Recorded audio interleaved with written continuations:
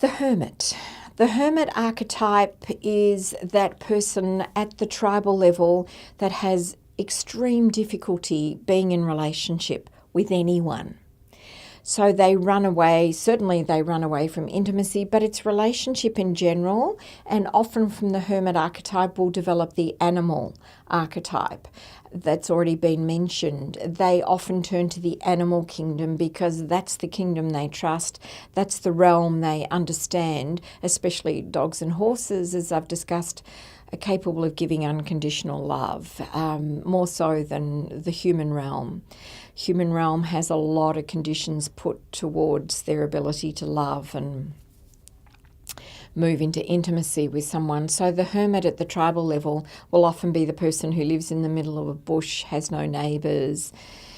You can have a hermit archetype and be surrounded by people, but you don't engage. The lights are on and no one's at home. You're a very shut down, contained individual, because if you delve into the hermit at the tribal level, invariably they've been wounded and they've been betrayed or rejected or abandoned on some level. So having that happen, the wound is so deep, they will move away from other relationships.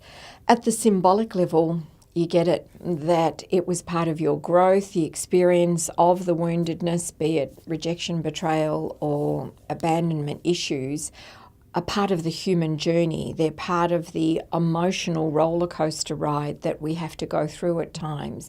And you stop blaming others for where you're at, and you start taking responsibility for your energy field and for the energy that you're putting out towards others. And you start to understand more about the law of attraction, for example. So the hermit at the symbolic level can be in relationship or out of relationship. It doesn't really matter, because they have choice and they're clear. They're not running away from anything. So they have an awesome relationship with themselves. They're totally congruent between the mind and the heart, and they equally can have a wonderful relationship with others as well.